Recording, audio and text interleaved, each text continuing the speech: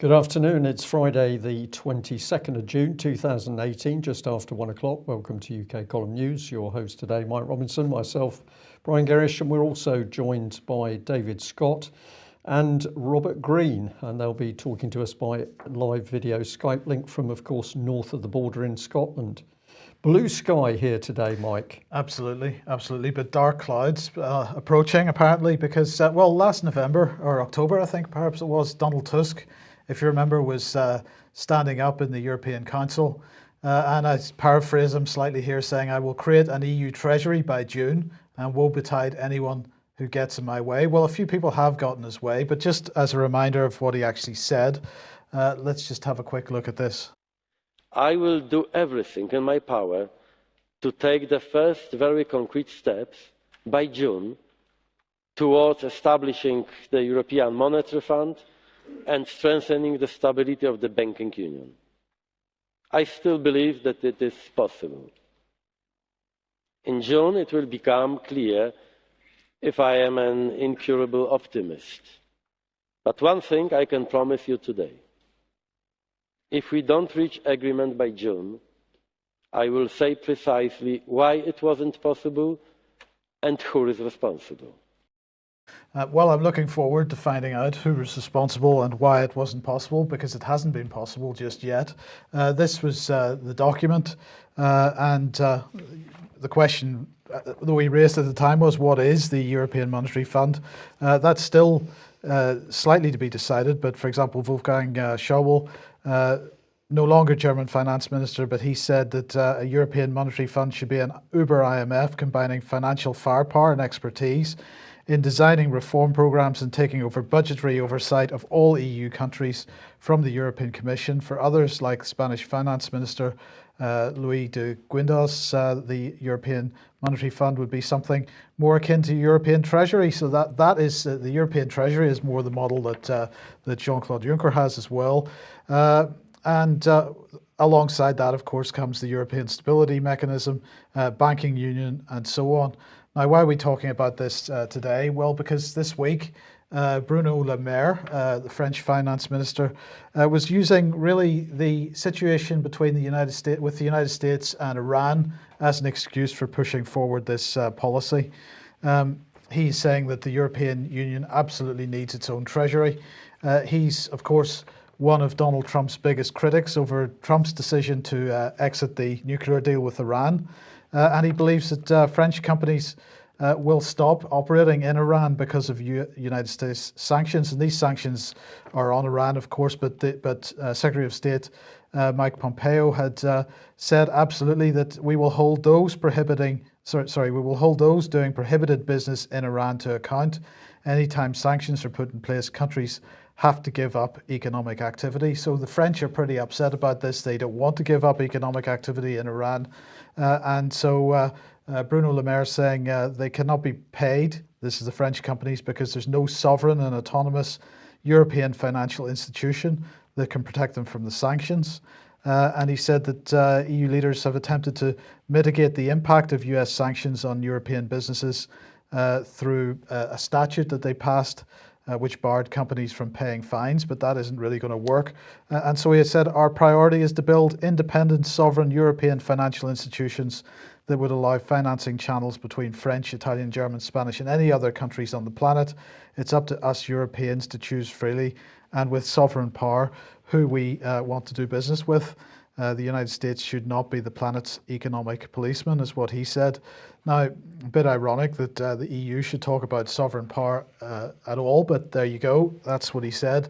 But the point here is that, of course, this is something that David Ellis has been discussing quite a lot over the last couple of years, because it is all linked with European military union. And speaking of that, we have a short clip here from the Irish Parliament, where Catherine Connolly, who is an Irish TD, Jean-Claude Juncker was visiting the Irish Parliament and she had this to say. President of the Commission, you're welcome here today and you have received a very hearty welcome. It's not the same thing as saying that we're all of the same opinion in relation to where Europe is going. Certainly it's increase on defence and going down the road of a European army, which you've clearly articulated. I am certainly a committed European, intimate connections with my family with various countries in Europe, but I will not stand over a European Union that's going down the militarisation route, a European army, putting vast amounts of money into a European Defence Fund and agency, while at the same time becoming a fortress Europe. Yesterday we condemned the President of the United States, rightly so, with a unanimous motion. I condemn the European Union in the same manner for our approach to militarisation. Well, pretty strong words. My reaction to that, it must have been about 2 or 3 years ago, Mike, and I can't remember the lady's name, but there was a young lady stood up in the Irish Parliament there and spoke out very strongly. This lady is doing it. How is it that we haven't got this quality of people in Westminster? A very good question, but perhaps within the military, things changing slightly. This is Julian Thompson. Is he still in charge of the Marines? Oh no, good. No, he's retired officer. Yeah. Right. Saying exactly what David Ellis has been saying for quite some time. The quote here, retweeted by Veterans for Britain, is that the current proposal is to stay in the European Defence Fund and the European Defence Industry Development Programme, which are in turn attached to significant further commitments under EU authority, stay in them, and we effectively would not have left the EU. It's not in the UK's interest to weld itself institutionally to this security ERM, that's exchange rate mechanism. He's drawing parallels with that. We should cooperate, not integrate with our European partners, and NATO provides us with the means to do that. But clearly NATO's policy in this area is that in fact European nations should amalgamate their defence efforts within the NATO structure, yes, but they are a bloc as opposed to individual member states. So we seem to be seeing some movement here. I think this is very significant, Mike, and I'm going to say it nicely in this case because Julian Thompson has done a lot of good work, but many of the very senior officers, they're sort of embedded in the establishment. They believe that good men and women serve the Conservative Party, and it's taking them a lot of effort to break out of that mentality and start to look at things afresh and say, well, actually, Theresa May is simply lying to the British nation, talking Brexit, but stitching us into this unified EU military structure. But at least this man's moving in the right direction. Yes, and in the meantime, The Sun has this headline: Theresa May sparks fury by refusing to confirm if Britain will remain a Tier 1 defence power. And of course, this is part of what we've been saying for quite some time, because the military in this country being hollowed out from the inside, and is it possible to be a Tier 1 defence power if in fact what you're doing is joining EU military structures? But anyway, The Sun is saying that the Prime Minister clashed with Defence Secretary Gavin Williamson after querying if Britain should be leading the way in defence spending. She sparked horror across the forces when she refused to confirm Britain will remain a top-tier nation for defence. It emerged that the Prime Minister has clashed with her Defence Secretary by questioning the need, as I say. The term means having a full spectrum of capabilities, from nuclear weapons and aircraft carriers to submarines and special forces. But pressed by The Sun to reassure worried generals, the Prime Minister refused to repeat the all-important term Tier 1. Instead, she would only say, the reports that you have read are not correct. We will continue to be a leading defence nation. So she wouldn't use the term, which has a definition. She wanted to use some woolly term instead. But you have a feeling what that effectively means? Well, I am pretty confident on this. If you want to be a Tier 1 military power, you've got to have nuclear weapons and you've got to have the means of delivering them. What we know is that in these very devious Franco-British Council meetings that took place in the residence of the British ambassador in Paris several years ago, part of that debate was combining our nuclear deterrent with the French. And what we've actually seen since those meetings is that all the movement is in place to hand our nuclear deterrent over to the French. So I think Theresa May is hedging her bets here because she knows that that is still the desired European policy. They want the French to be in control of the nuclear deterrent as the Central European nuclear power. Okay, well, let's say welcome to David and Robert here. David, does the idea of an EU treasury give you a warm feeling? I'm very interested in this concept of independence and sovereignty in matters financial. Now, I was looking at the debt figures and balance sheet figures for some of the banks. Deutsche Bank has a balance sheet of 45% of the German economy. And to put that into context, you compare it to Bank of America at 12%. It's enormous. So is that what independence and sovereignty means? That they're actually now so indispensable and so too big to fail that in fact they're more important than countries? Yes, indeed. Well, yesterday, let's move on. Yesterday we mentioned that Professor Brian Jarman, Sir Brian Jarman on the BBC Radio 4 Today programme, he has followed that up with an article in the Daily Mail today, and just a couple of interesting quotes from that. He's saying more or less the same in general terms as yesterday, but he said the third step is for the NHS hierarchy and the Department of Health to publicise any association or connection with the secretive organisation Common Purpose, which, as this paper has revealed in the past, that's the Daily Mail, is a not-for-profit charity that provides leadership training for public sector managers. And it goes on to say complaints used to be made with some justification about Masonic influence in the public sector, especially the police and local government. Common Purpose seems to be a new version of this. Yeah. So that's pretty much pretty clear, and it's good to see at least one mainstream outlet taking him up on this. Well, I think this is fantastic, Mike. Let's remember that the Daily Mail led to the original exposure in the mainstream press, at least those years ago. Can't remember how many it was now. I'm going to guess about 2013 it was. 2013, yeah. Right. And they published 11 pages. The Telegraph followed. The Guardian even had some material, The Sun, and I think the Mirror as well. But now we're back on the trail of Common Purpose because we're talking very serious issues. We're talking the breakdown of the NHS. We're talking about unnecessary deaths. And Sir Brian Jarman is quite rightly pointing a finger at Common Purpose, which has been boasting of its ability to get in and transform the management structure of the NHS, including using disruptors effectively. So for this now to come back in the mainstream is really excellent.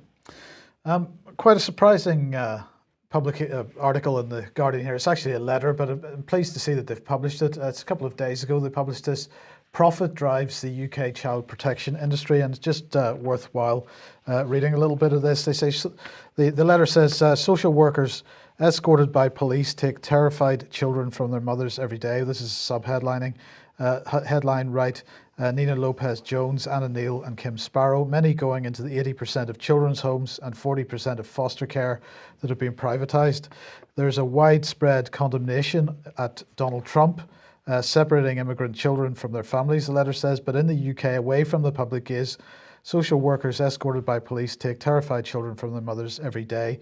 Louise Tickle urges a complete reset of attitudes in children's social care, away from removing children and towards supporting families. Our self-help mothers group receives calls daily from desperate women whose children or grandchildren have been removed or being adopted against their will. Forced adoptions are the highest in Europe, on speculative and biased assumptions of emotional harm and neglect. In a recent ruling, Judge Mostyn was scathing about 44 witness statement by a Carmarthenshire social worker, very long, sorry, a 44-page witness statement by a Carmarthenshire social worker, very long in rhetoric, but very short indeed in any concrete examples of where and how the mother's judgment had been deficient. Examples of emotional harm he rejected as inconsequential and trivial, including failing to take her son out for ice cream and to arrange for him to have a haircut he liked. And so it goes on. I'd recommend people read this. Of course, it's echoing many of the points that we've been making for a very long time, Brian. I'm glad to see one judge taking a stand on this. Unfortunately, that doesn't seem to be the case across the system. The headline talks about it being a child protection industry. And I think that's exactly what it is. Well, there's no question that that's what it is because of the huge sums of money. We calculated that for one court case for each of the 68,500 children in care, the average cost of that court case would be about £250,000 with all of the people involved. That gives you a baseline industry of 19 billion, and that is before you get into the sexual abuse and profiting of the children in pretty unpleasant ways. So this is a massive industry. David, Robert, it's pleasing to see this type of thing appearing in the mainstream media, but although they've published a letter, there's still no proper investigative work being done in this area.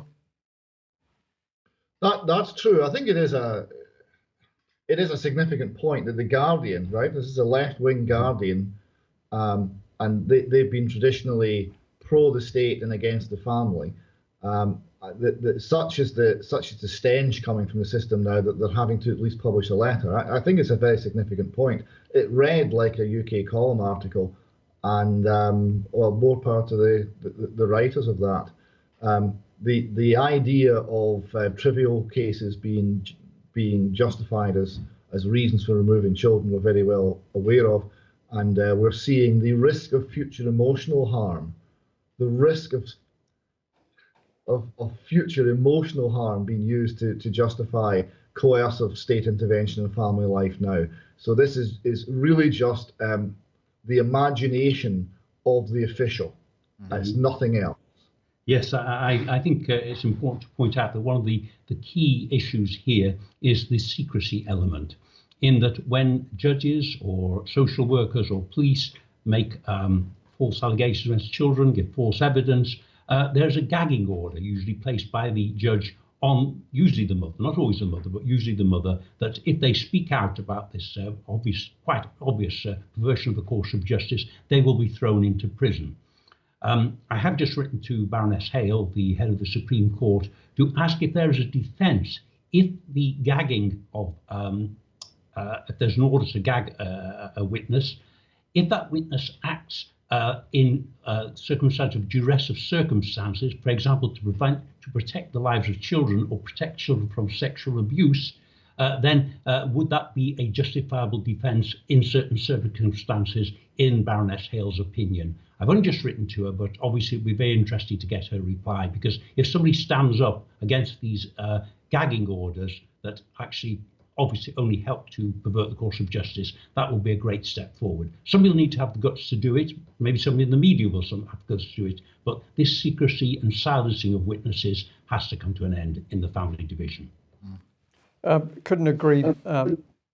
Sorry, I couldn't agree more there, Robert. This is the star chamber, the gulag system of the family courts.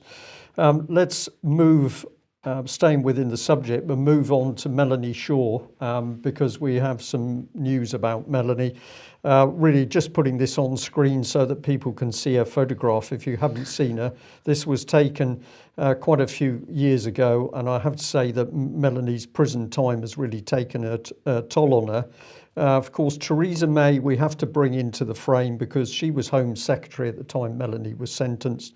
Melanie went through secret court hearings which put her in prison, and it was recently that we were able to say, document is top left. We've shown this more clearly before, but this is the document which says that Melanie should have been released on the 2nd of this month, 2nd of June 2018.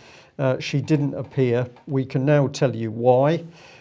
We've been informed that Melanie Shaw is now being held in HM prison style on remand, and that the remand status is based on serious charges following incidents in prison, and a date for a court hearing has yet to be set. This is deeply worrying because Melanie was talking to us in some of the letters that she managed to get out about being harassed and bullied and threatened by prison staff. And so we have little idea what took place around her, but we do know at one stage Melanie was extremely frightened at the actions of particularly some of the male warders. I'll come on back onto that in a minute. But this is the other bit. We also understand that there are indications that the state agenda this time is to get her committed to psychiatric care. So I have to say that we are now extremely worried about Melanie Shaw's position, because of course in the prisons that she's experienced to date, including Peterborough, not only Style but Eastwood Park, Melanie has talked about being followed by sometimes up to 5 warders, men and women. She had to leave the door open while she went to the toilet, even with male warders present. She's talked about being threatened in her cell. She's been denied medical treatment, and she spent over 18 months in solitary confinement. We believe that all of those tactics were designed to break down her mental state. If something has now taken place in prison, we say there should be a full and open inquiry into what has happened around Melanie Shaw. We are very, very concerned that she's going to go back into another secret court case where the public and her lay legal team will be denied access, and probably the press will be denied access. That is the most we can give you at the moment. We do know some other information about the charges, but we feel at the moment it's not our place to talk about that. But everything seems to be lining up to say that Melanie Shaw is going to be kept in prison or in a psychiatric unit. Our guess is until the whole of the independent inquiry on child abuse is finished, and then of course Melanie can be simply dumped off to one side. If anybody wants to write to Melanie at the moment, here's her address back up on screen: Melanie Shaw, A4126 DE, HMP Style, Wilmslow, Cheshire, SK9 4HR. David and Robert, no doubt you'll want to respond to this, but it's been clear at the outset that the veracity of Melanie Shaw's evidence about the abuse of children in Beechwood Children's Home, Nottingham, and she has always maintained children were murdered there. The British state is desperate to silence this woman. Yes, that's absolutely correct. If I may make another suggestion to people watching, I would contact Amnesty International. I've tried to contact them on a number of occasions in the past, and they really don't respond to my concerns about the human rights breaches, the violations against Melanie Shaw. It seems that Amnesty International are only interested in violations that do not involve the British government. That is not good enough. They're there to represent everybody in any country of the world. So I would urge readers, I don't think you'll get necessarily too far with the prison, although it does help a lot if people write in. I'm not deterring trying to deter anyone from writing to HMP Style. I've done it several times myself.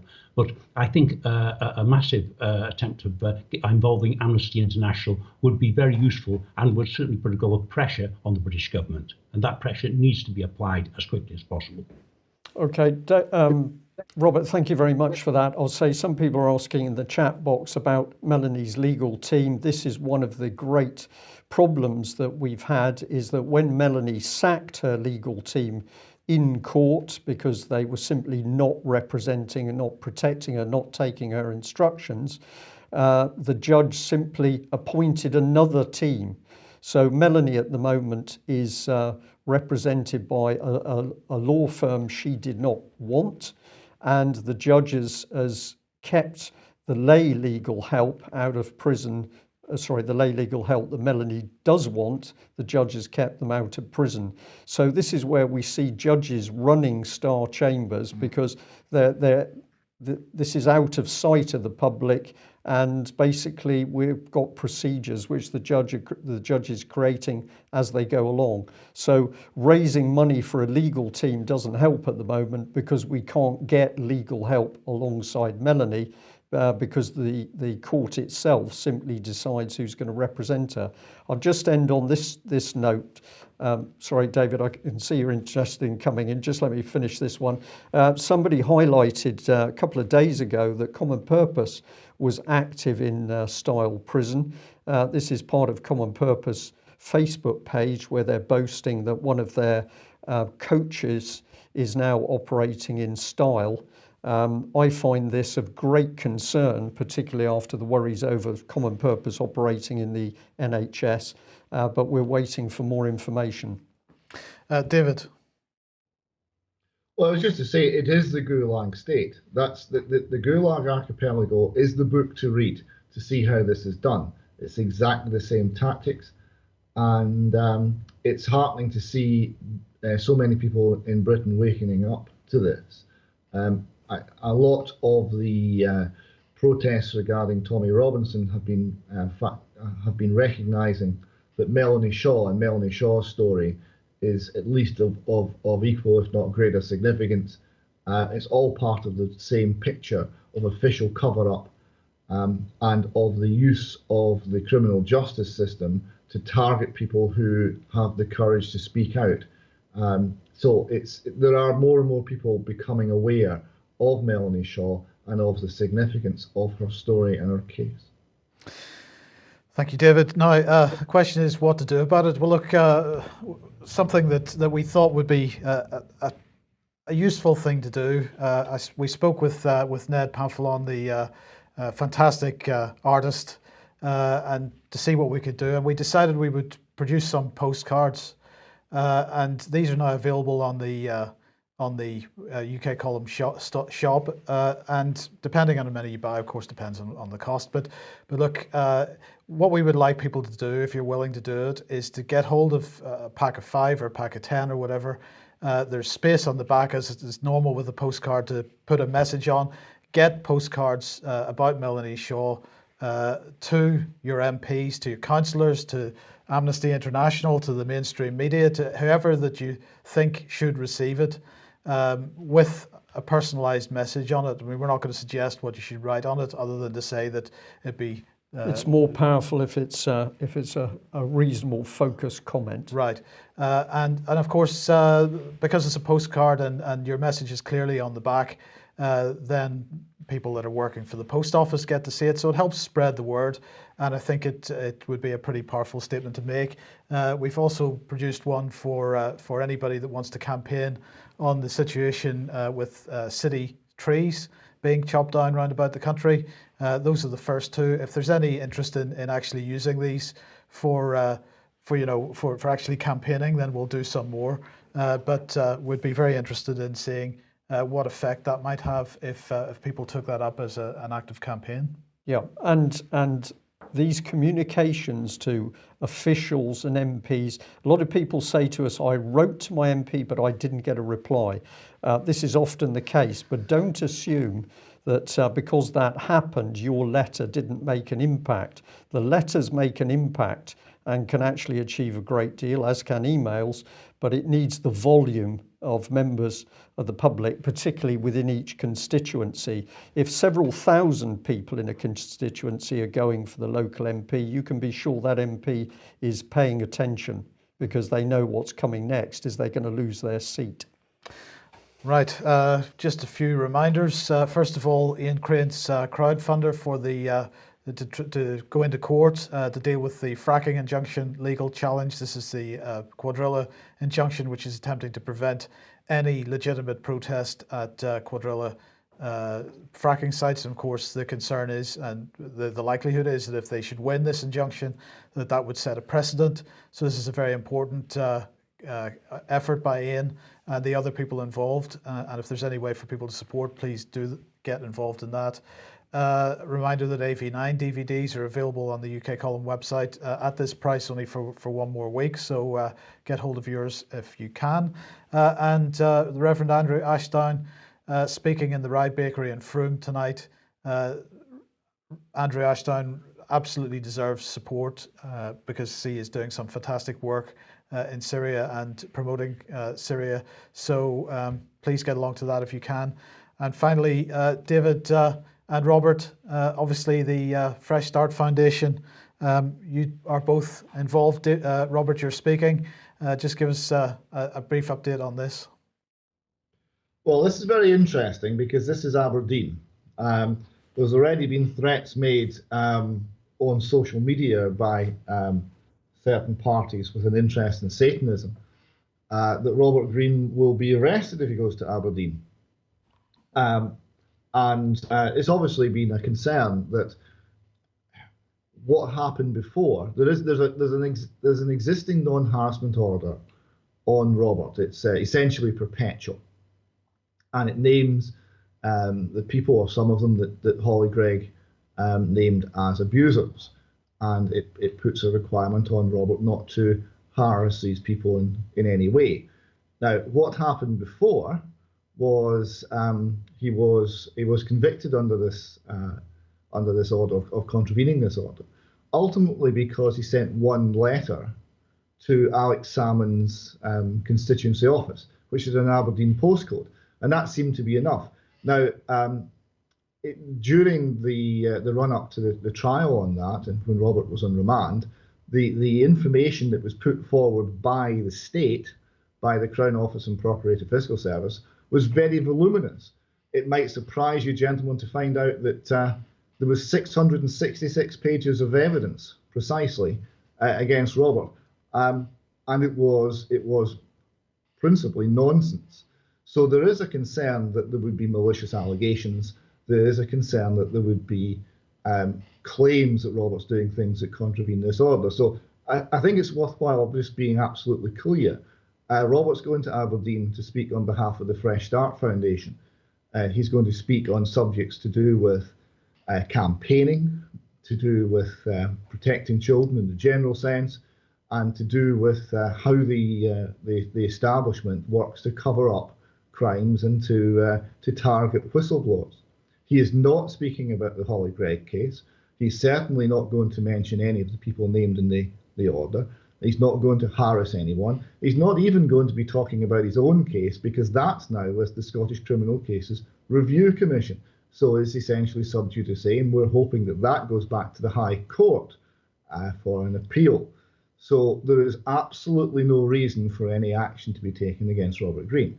The Fresh Start Foundation, as you know, will not be naming anybody accused of anything unless either it's been convicted, or it's been published in the press, or it's been indicted by a grand jury. So we are standing on the law, and we are acting absolutely lawfully, so there's no reason for any intervention there. So we feel we're safe, but if anything happens to Robert Greene in Aberdeen, everyone should know that it's absolutely nothing to do with anything he has said or we have said. If any action is taken against him, it's for entirely unlawful reasons. Okay, thank you, David. Now, you have published an article on the UK Column website today. Well, it's actually dated May, but we just published it today. This is a talk that you gave at a previous Fresh Start Foundation event, Scotland's Secret Shame. This is pulling together some threads of information we've already received, and it was done very much on the kind of spur of the moment, but sometimes these things are best done that way. And it looks at how the system operates and how the silencing of whistleblowers, of people who want to fight against child abuse, and of the abuse of those harmed by abuse themselves actually works. It looks at how the system has made children into currency. And it's essentially where we are today in the Fresh Start Foundation in understanding the thing that we're investigating and understanding the fight that we're in. So I would ask people to have a look at that. It was it's a transcript made by Alex Thompson of a speech that I gave, very much off the cuff, but everything was fresh, and I think it comes across as a reasonable summary of where we are right now. Okay, now let's just have a brief look at some Scottish news. And well, the issue of freedom of information in Scotland, this seems to be coming to a head now, where clearly, well, the headline there is SNP accused of breaking the law on the public's right to know. Yes, this is fallout from the revelation that if you ask a freedom of information request in Scotland, particularly if you're a known troublemaker being journalist, campaigner, anyone who's caused the state trouble in the past, including my dear wife, actually, your Freedom of Information request gets circulated around a great many special advisors to the government, and the special advisors coordinate the response so that you're not getting the truth, you're getting the reduced truth that the government wants you to have.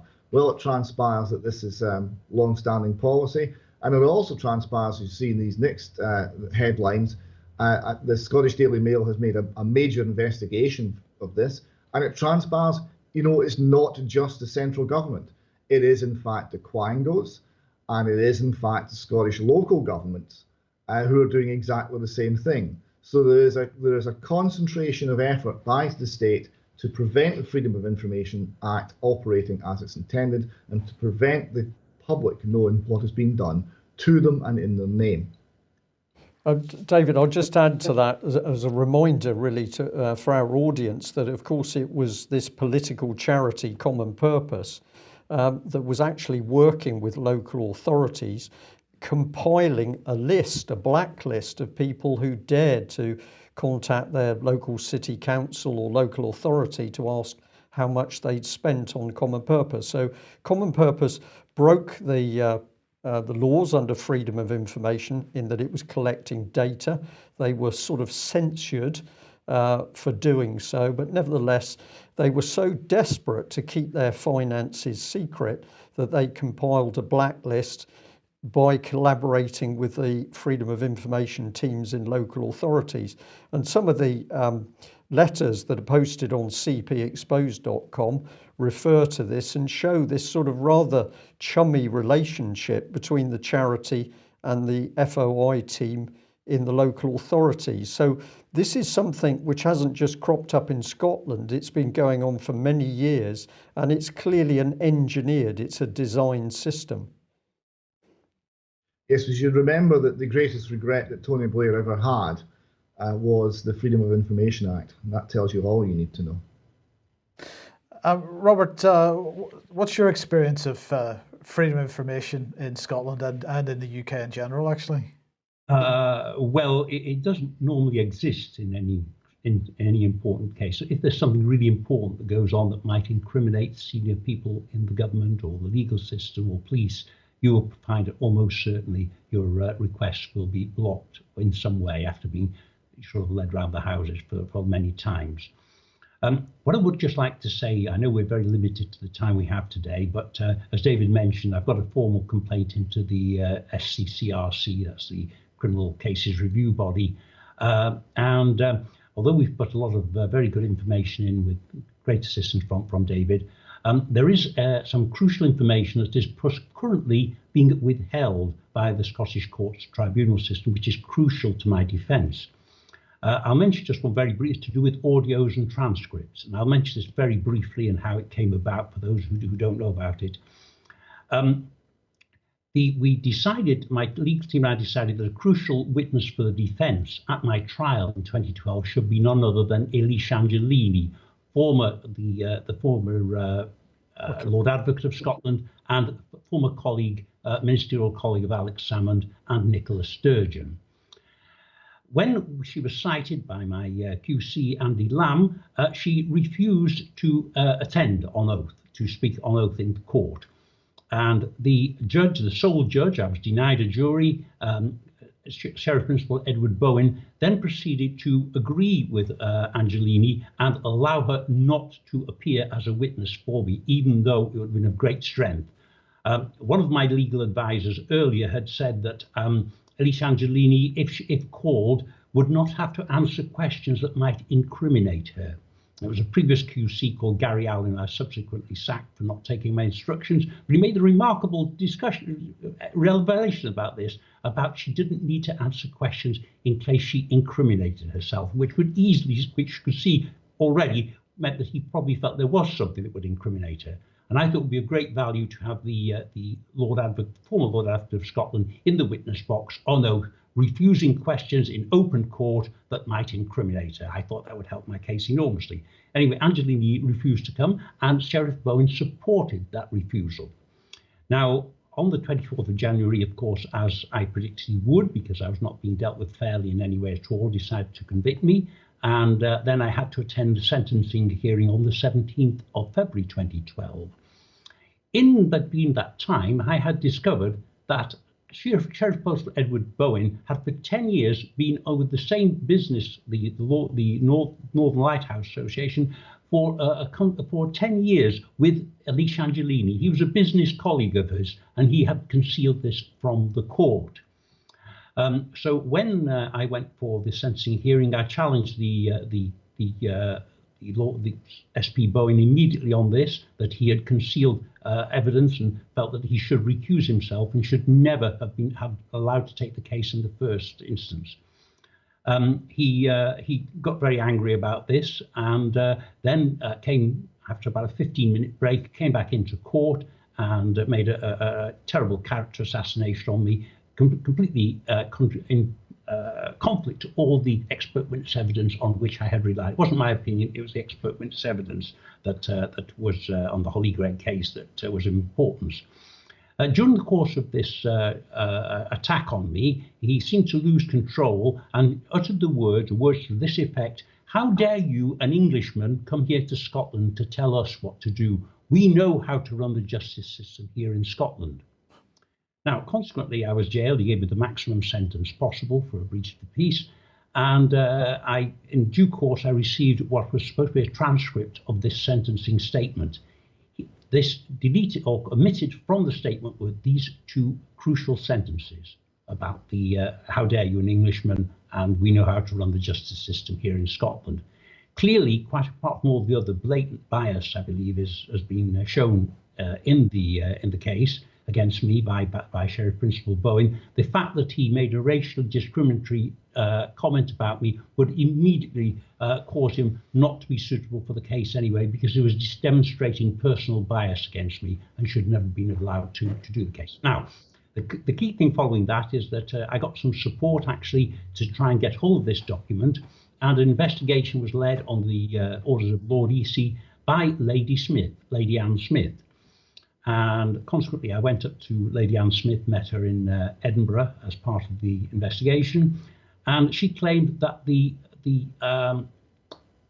audio of this, and we knew that it was being recorded by audio, so it would be pointless to actually make an allegation about what Bowen had said unless it were true. We would just make complete fools of ourselves. And I asked if I could listen to this. She said, "No, there's nothing on that corresponds with what you've said, Mr. Green."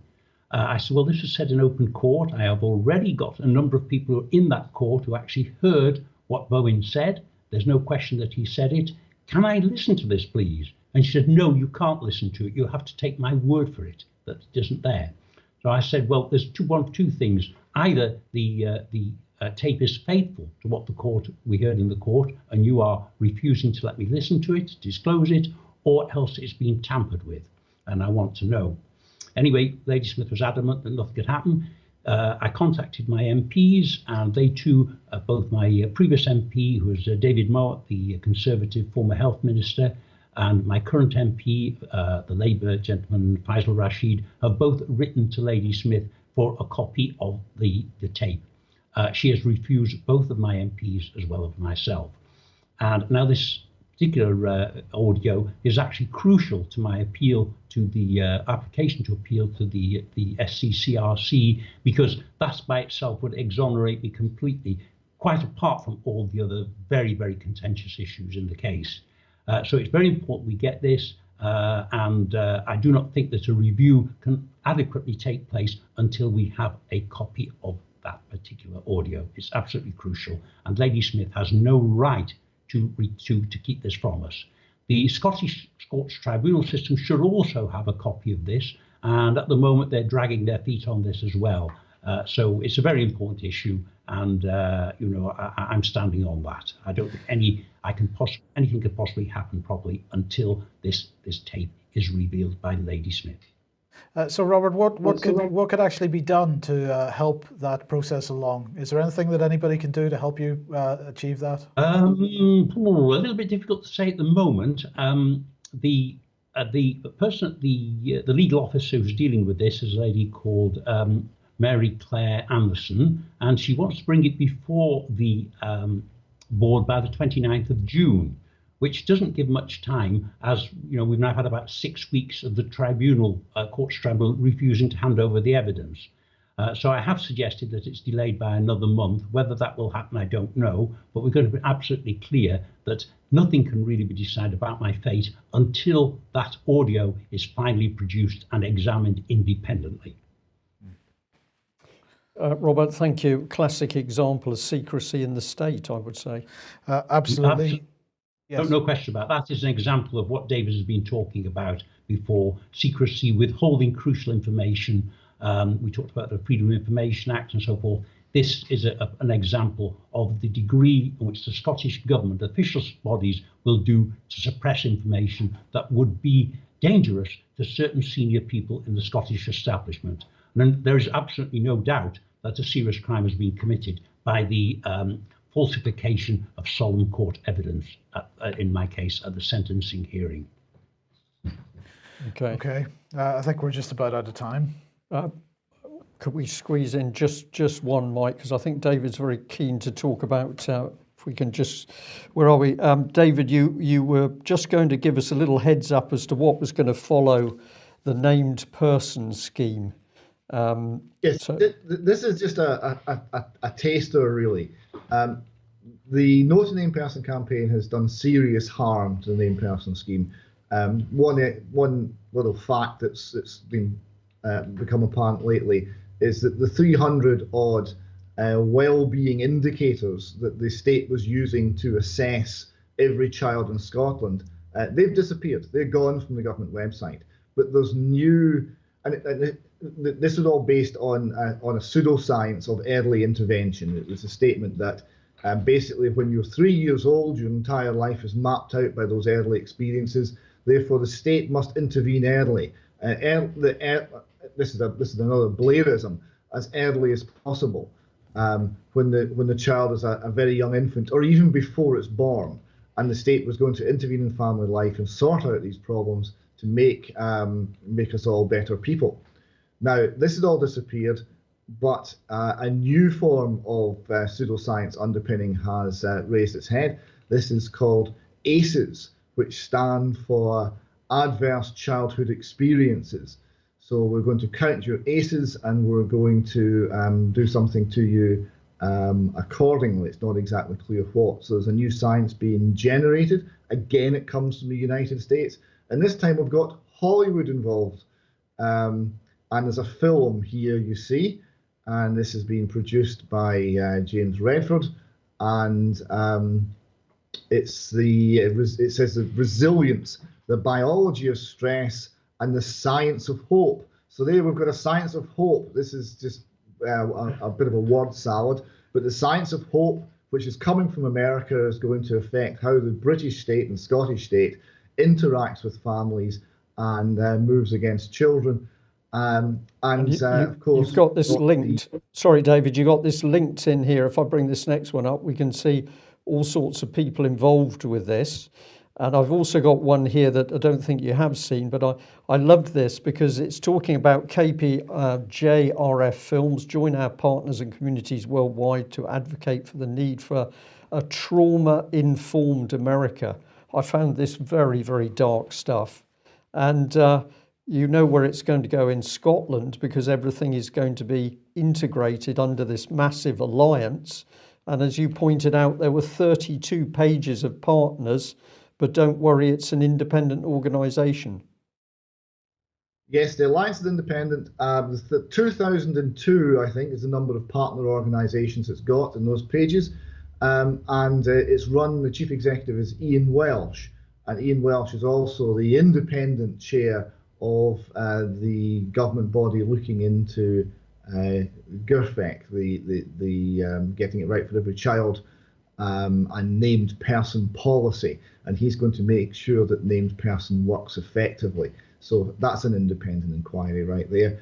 So yes, the alliance, we're going to look at this in more detail, because the alliance of these 2,000 organisations across Scotland is one of the factors that's going to mean that all organisations, third sector as well as state, have a common hymn sheet. They're all giving the same story. They're all treating families the same way. It's all state dictated. It's coming from the United States. It's coming from the deep state within Scotland, and it's not been voted for or discussed or wanted by the people and families of Scotland, but it's something that we're going to get anyway. So more on that in weeks and months to come. Okay. Well, thank you very much for joining us. We'll say we're out of time for today. If you've picked up on our report on Melanie Shaw, please help us at least inform other people by tweeting and spreading that information about Melanie. We say she forms a focal point. We, of course, remember all of the other survivors of child abuse, but Melanie Shaw at the moment really is an example of how bad it can be when the British state really puts the pressure on people for telling the truth. So if you can help us publicise this lady, please do. We'll leave it there. Thank you very much for joining us. Remember those postcards. And if you're not already a subscriber to UK Column, please consider taking out a subscription, as we can only do what we do with your financial support. Thank you very much for joining us. Bye-bye.